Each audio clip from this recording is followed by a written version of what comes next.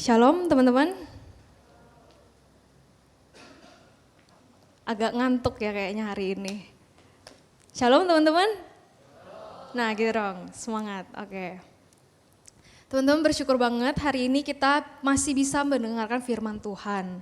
Hari ini kita akan belajar dari perumpamaan tentang orang Farisi dan pemungut cukai teman-teman. Tapi sebelum itu kita mau nonton satu video dulu.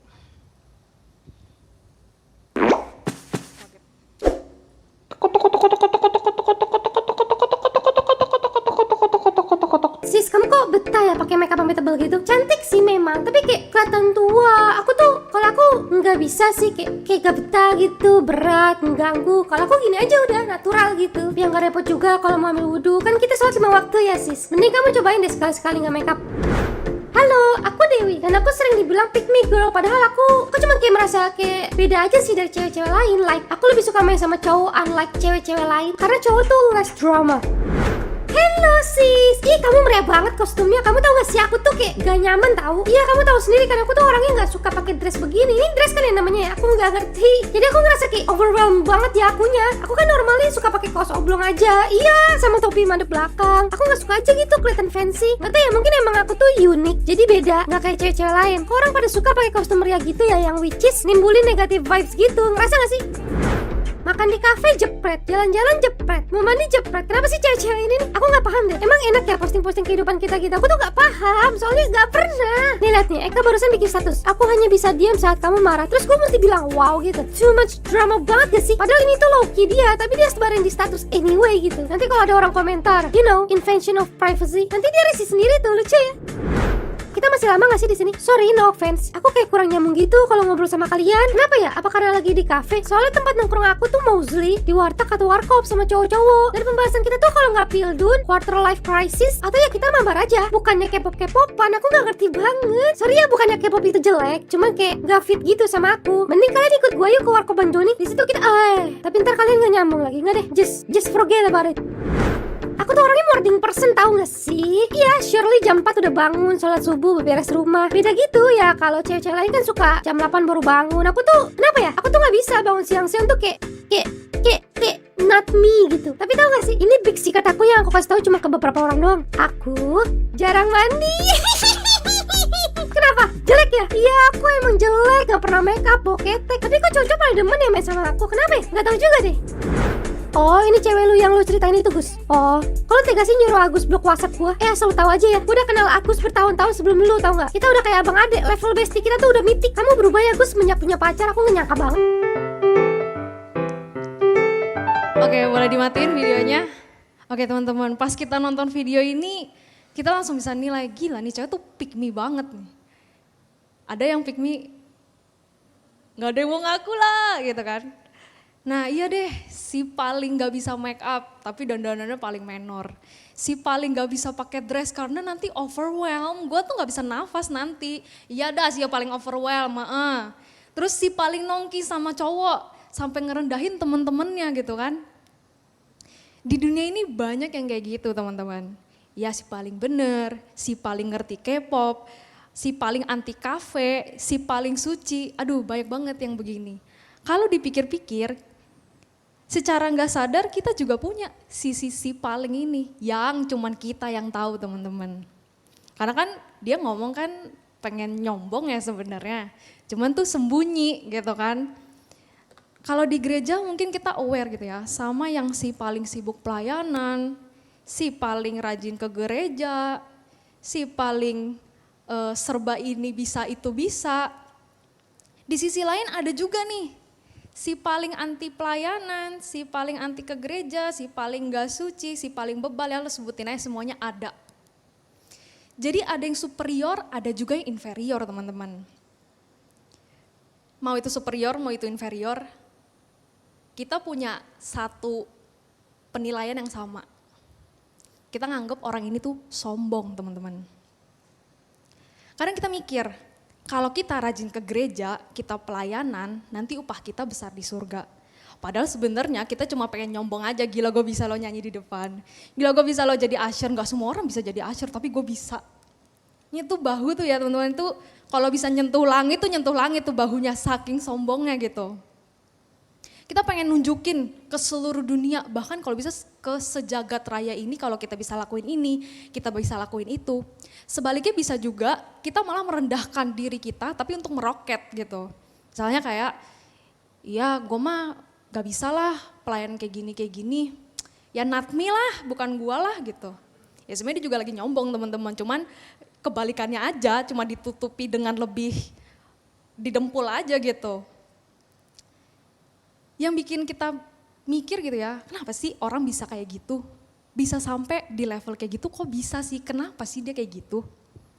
Ada yang mikir mungkin gini ya, biar gue masuk surga, kan katanya disuruh merendah. Loh ini gue merendah loh, jadi nanti gue bisa masuk surga.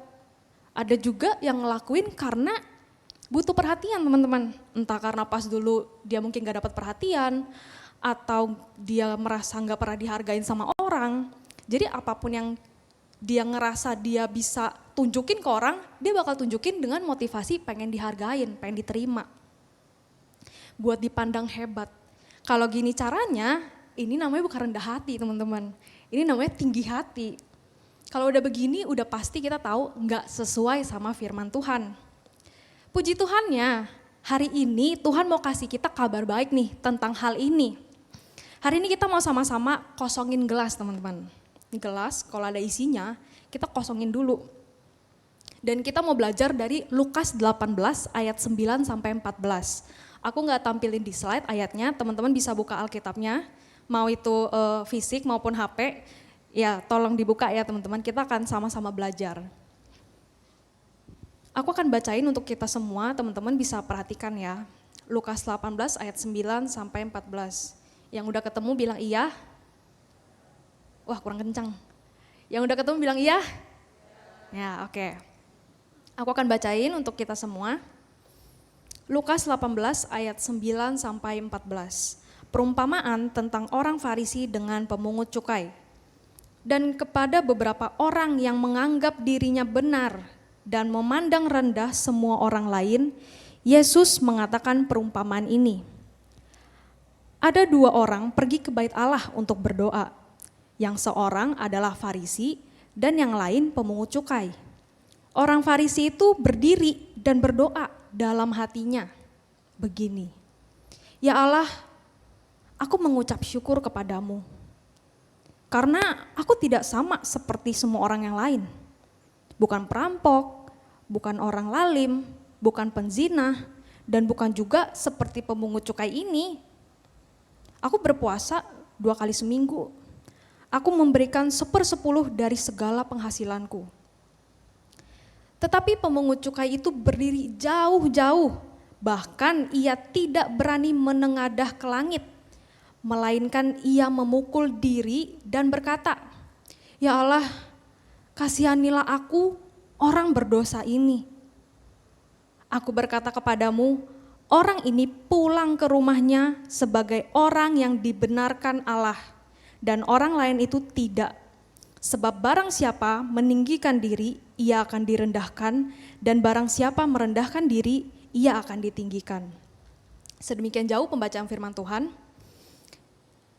Dari firman Tuhan ini, yang barusan kita baca, Tuhan mau kita belajar untuk merendahkan diri di hadapan Allah.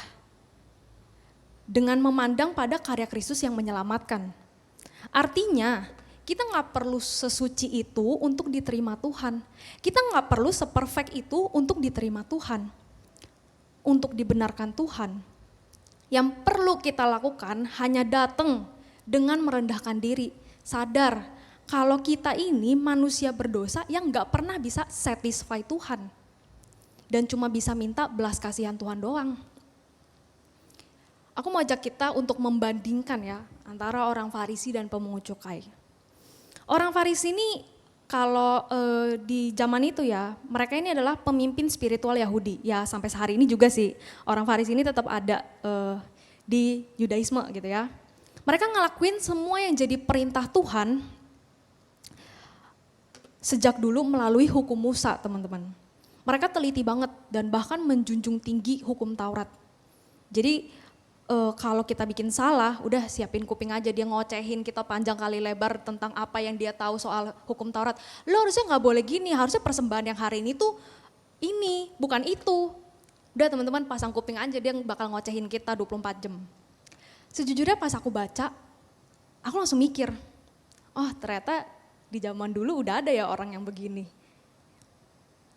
Udah ada yang pick me seperti itu, udah ada rupanya. Kita akan lihat orang Farisi. Dikatakan dia berdoa.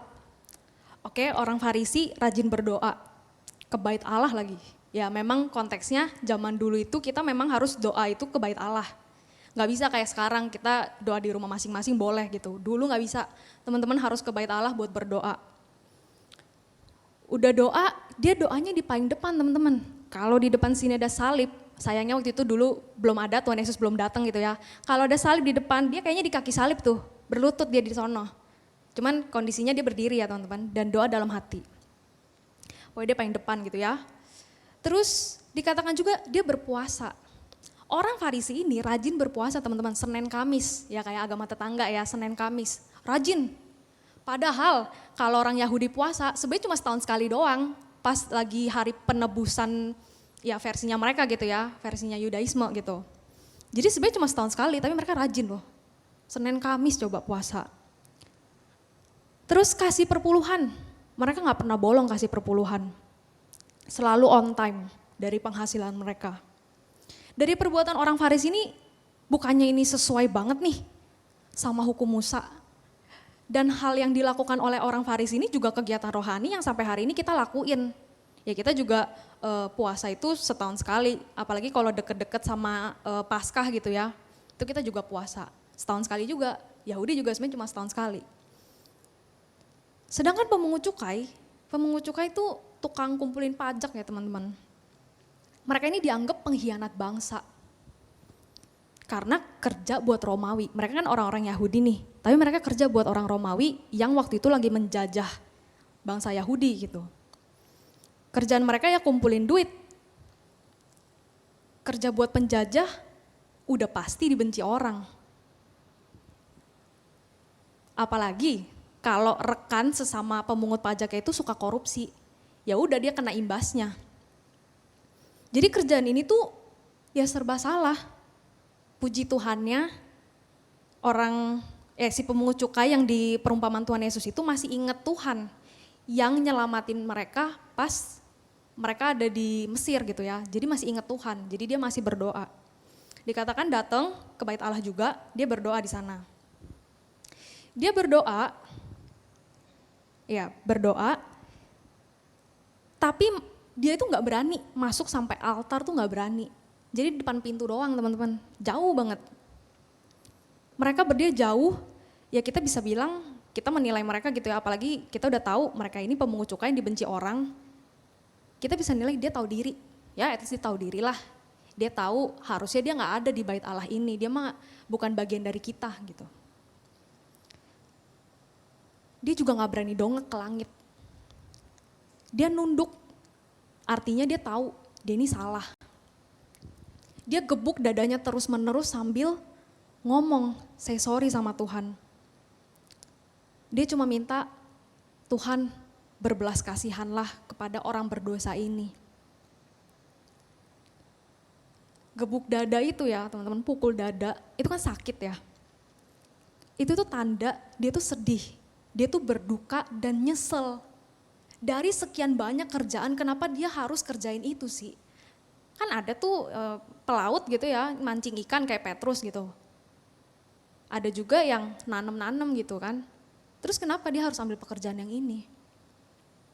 Jadi sebenarnya dia tahu teman-teman, dia nyesel, dia salah gitu. Poin penting yang mau kita soroti sama-sama adalah isi doa mereka teman-teman. Ini doanya orang Farisi. Ini tuh banyak akunya teman-teman kalau kita baca ya.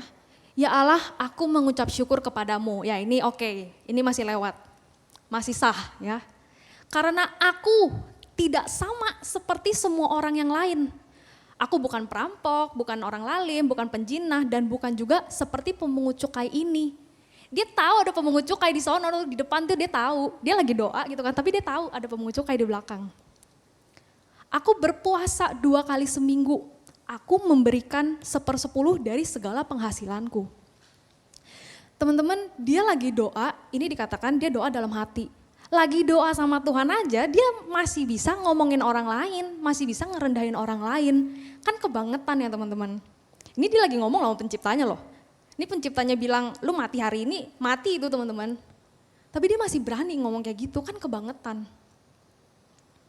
Sedangkan si pemungut cukai, tolong. Ini, si pemungut cukai cuma ngomong, ya Allah kasihanilah aku orang berdosa ini. Dia tahu dia salah, dia tahu dia tuh ambil bagian dalam bikin orang sebangsanya itu menderita. Jadi ya namanya bayar pajak zaman itu tuh susah teman-teman.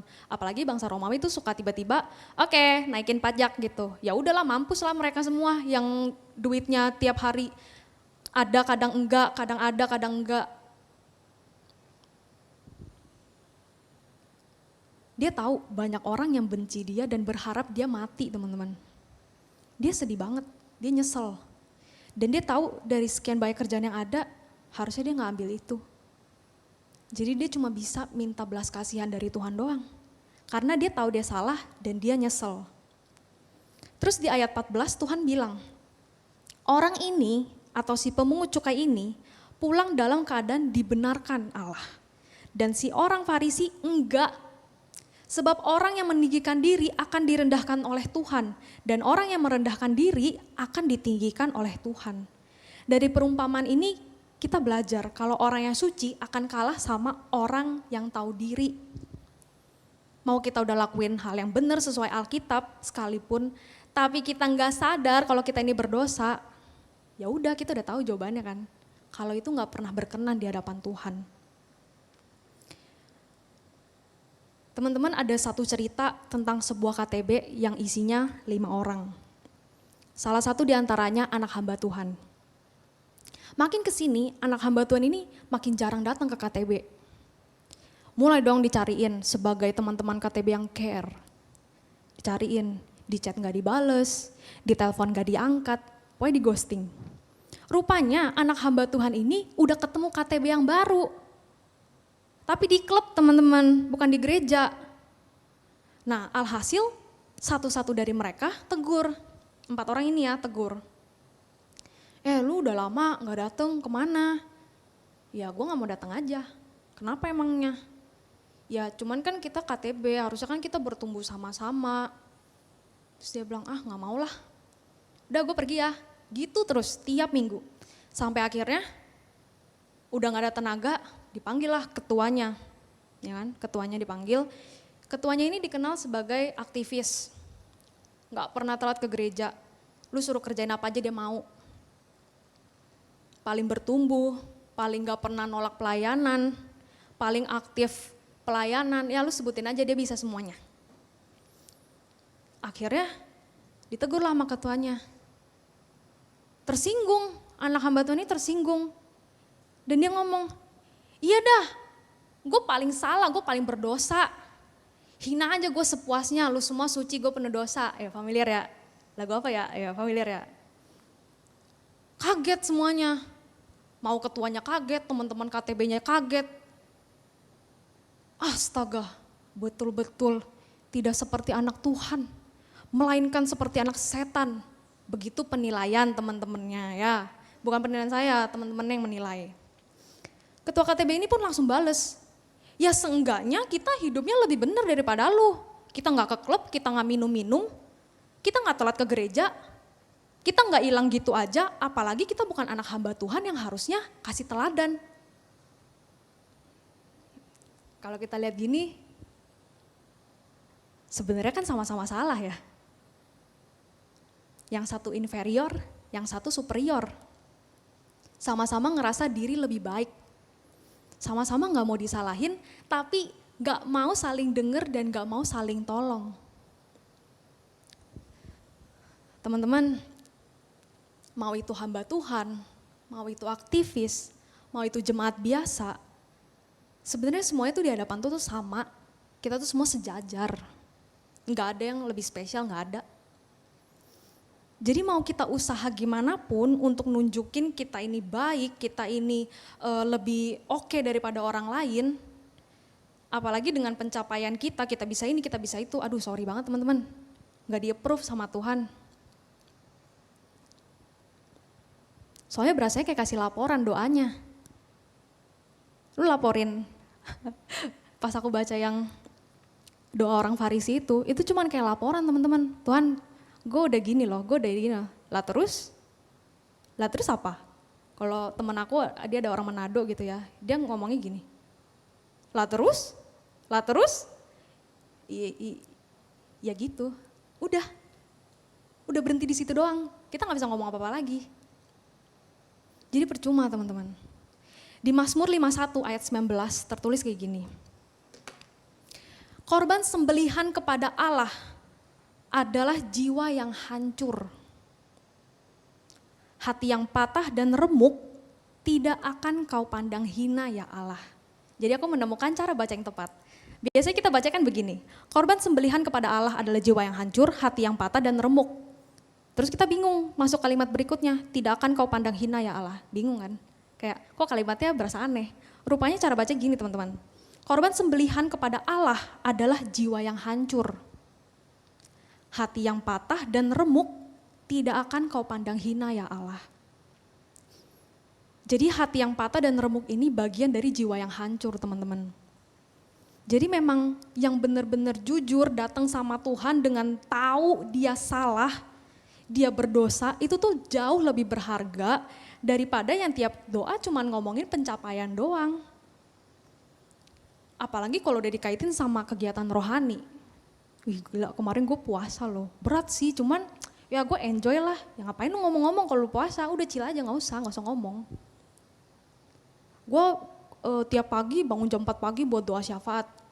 Lah terus, ya nadanya begitu kalau orang Manado. Lah terus, ya enggak, gue cuma kasih tahu doang. Ya ngapain?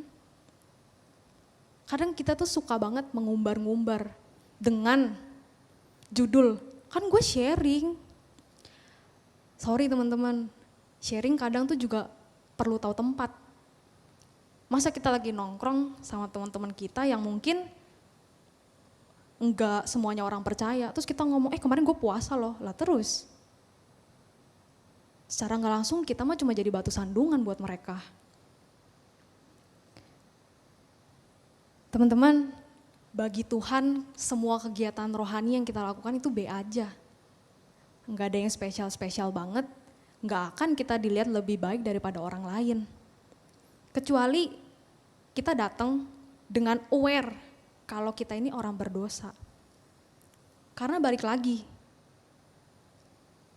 yang berhak menilai hati orang cuma Tuhan. Bukan saya, bukan Anda, bukan manusia. Bukan juga diri sendiri. Yang berhak cuma Tuhan. Sama kayak orang Farisi yang nyombong dalam hati. Dalam hatinya nih dia nyombong kan. Dan judge orang dalam hati. Kita seringkali merasa diri kita paling mending daripada orang lain. Kita seringkali merasa masih mending gue lah.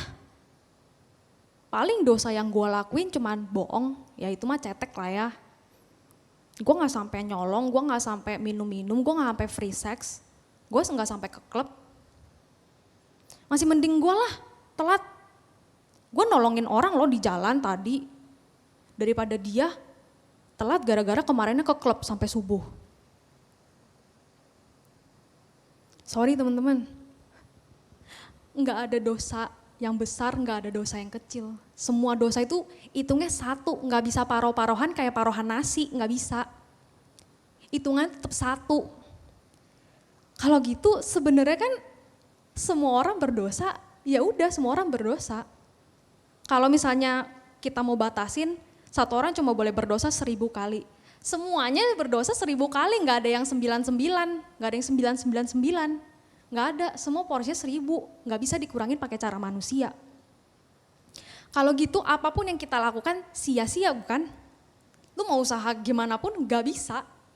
memang gak bisa, udah stop gitu loh. Teman-teman, mau kita pelayanan 7 kali seminggu, kurang rohani apa gue? Yang bisa bikin kita selamat cuma satu. Tuhan Yesus, teman-teman. Soalnya dari awal Tuhan Yesus itu tuh bersih, sedangkan kita dari awal tuh kotor. Makanya butuh Tuhan Yesus yang bersihin kita dari lumpur dosa. Coba teman-teman bayangin, kita satu badan kena lumpur gitu ya. Sama mukanya juga, sama matanya juga. Kan kelilipan tuh ya, sakit. Jadi kan kita mengusap, at least biar kita bisa ngelihat. Tapi tangan kita pun penuh lumpur. Jadi mau ngusap gimana pun ya tetap perih, tetap kena lumpur gitu kan. Jadi kan butuh orang yang bersih tangannya untuk lapin buat kita. Entah itu pakai anduk kayak, entah itu pakai tangan kayak, ya pokoknya sesuatu yang bersih buat ngelap. Gak bisa kita bersihin diri sendiri tuh gak bisa. Makanya teman-teman, Tuhan itu datang dan bersihin dengan darahnya yang kudus.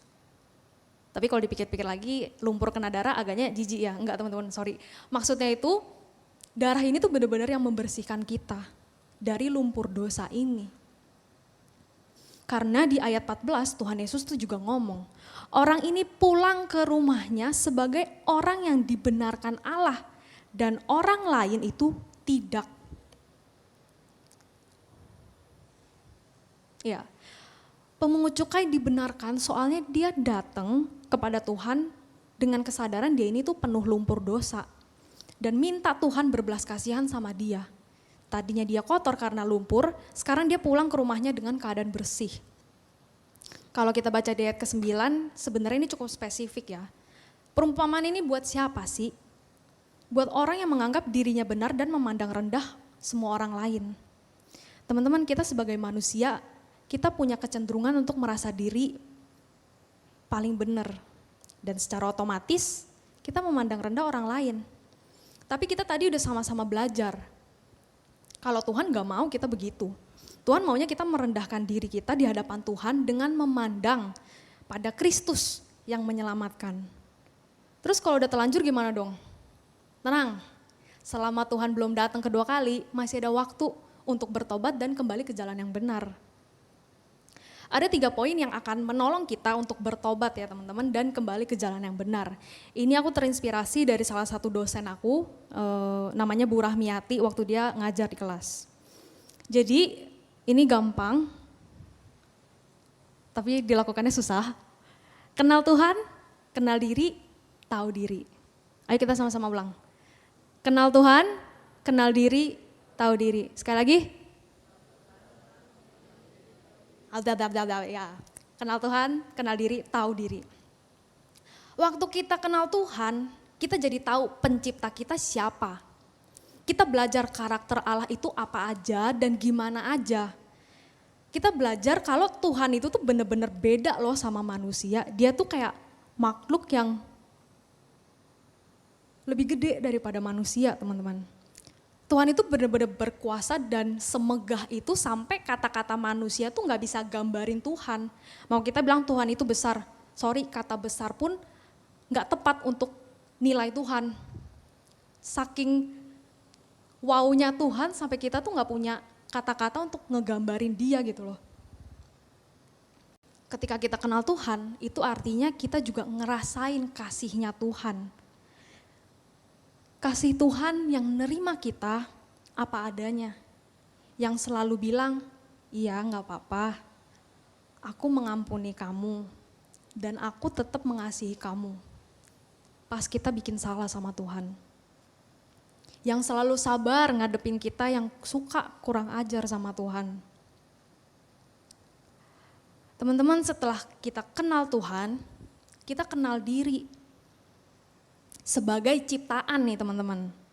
Kita perhatiin gimana Tuhan ini memelihara kita, ciptaannya. Pikirin terus, kenalan sama diri sendiri. Gue gak sukanya apa, gue sukanya apa.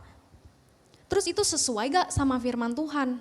Jadi jangan Tuhan yang ngikutin kita gitu loh, tapi kita yang ngikutin Tuhan.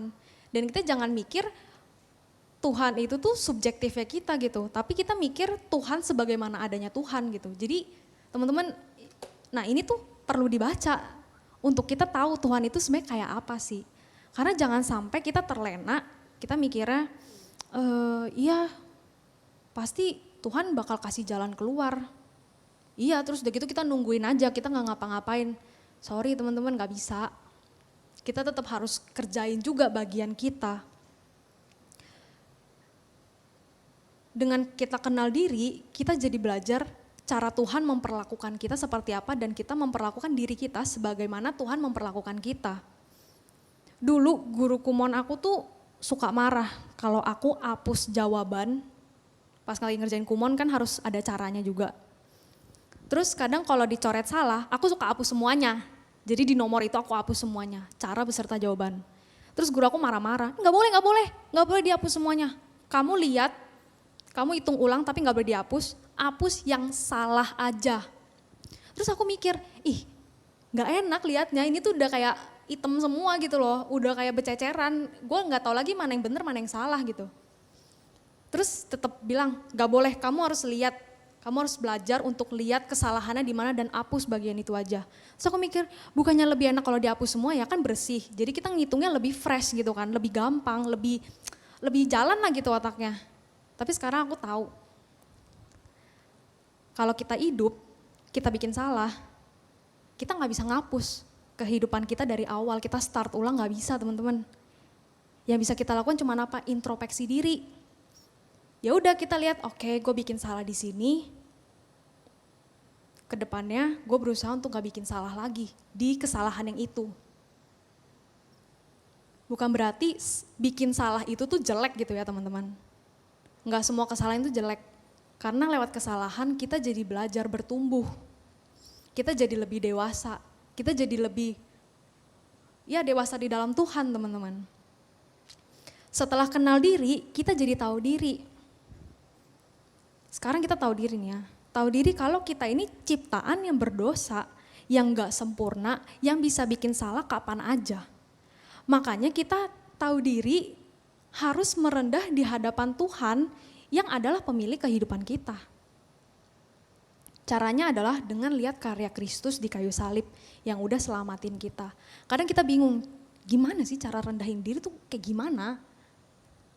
Teman-teman pas kita lihat Tuhan Yesus, gitu ya, kita lihat Tuhan Yesus disalib, dicambukin orang, hati kita kan langsung kayak geli-geli gitu ya, kayak yang ngilu gitu. Nah teman-teman pakai momen itu untuk merendah di hadapan Tuhan. Pakai momen itu untuk say sorry sama Tuhan. Aduh Tuhan, gara-gara gua, lu yang harus tanggung semuanya. Nggak ada kata lagi yang bisa gambarin gue say sorry gitu, nggak ada. Gue nggak punya alasan untuk membenarkan diri gue lagi. Gue cuma bisa minta belas kasihan doang. Teman-teman, kalau kita udah bisa tahu diri, kita kan punya alarm sendiri. Kalau kita bikin salah atau kita berbuat dosa, kita punya alarm sendiri. Tahu diri bukannya kita membatasi diri untuk nggak ngapa-ngapain biar nggak salah. Kan katanya tadi nggak boleh nyombong, kan katanya tadi nggak boleh ngumbar-ngumbar, ya udahlah gue diem aja. Teman-teman, itu mah kayak satu orang yang dikasih satu talenta sama tuannya, terus tuannya balik ditanya, jadi apa yang udah lo kerjain? Nggak ada. Kenapa? Karena gue takut salah. Ya udah teman-teman, dikubur aja itu. Akhirnya yang terjadi sama orang yang punya satu talenta itu, bisa dibilang dia dikurung gitu ya, atau bisa juga ditafsirin dikubur hidup-hidup gitu. Karena dia nggak ngelakuin apa yang jadi bagian dia, karena takut salah. Teman-teman, kita perlu kerjain bagian yang jadi bagian kita, bukan bagiannya Tuhan. Dan kita tetap ingat, kalau kita nggak bisa apa-apa tanpa Tuhan. Kalau kita memang tahu diri, pencapaian kita hari ini, kita tahu itu tuh bukan karena usaha kita doang, tapi karena Tuhan juga. Dengan begitu kita nggak ada waktu lagi buat nyombong karena udah habis waktunya. Teman-teman, hari ini kalau kita dapat kesempatan buat melayani, lihatlah kalau pelayanan itu tuh anugerah. Ya lihat itu sebagai anugerah dan bukan beban teman-teman. bukan juga buat ajang pamer. Karena itu memang suatu kehormatan. Kalau hari ini kita merasa ditegur Tuhan dan kita merasa tersinggung, teman-teman, aku harus bilang puji Tuhan, teman-teman. Karena aku sendiri juga udah ditegur Tuhan. Tema ini tuh berat banget, teman-teman. Aku ngerasa harusnya bukan aku nih yang khotbah nih. Soalnya aku juga masih sama kayak orang Farisi. Dalam hati aku masih sering ngejudge orang lain juga.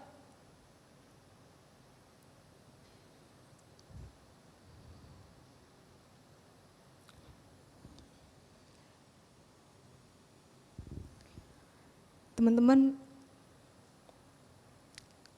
kadang kita gak perlu kan cara yang keras untuk Tuhan menegur kita. Karena kalau pakai cara keras, udah terlambat, teman-teman.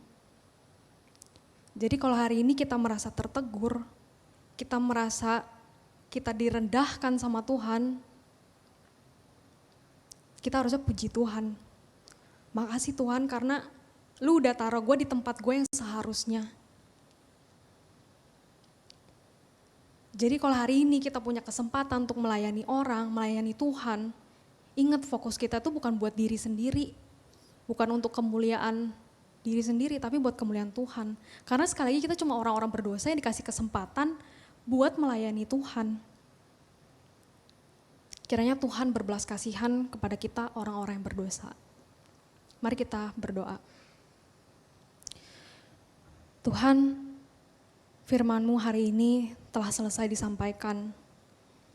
Mungkin bagi sebagian dari kami, khotbah ini benar-benar menusuk kami. Menyadarkan kami kalau posisi kami ini harusnya ada di bawah dan bukan di atas.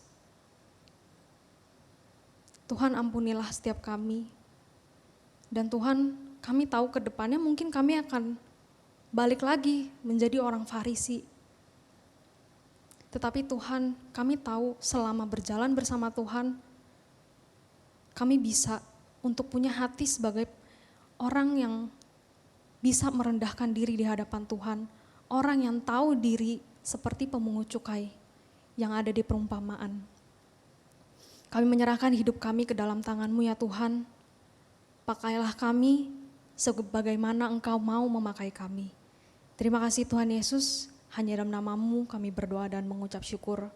Amin. Tuhan memberkati teman-teman.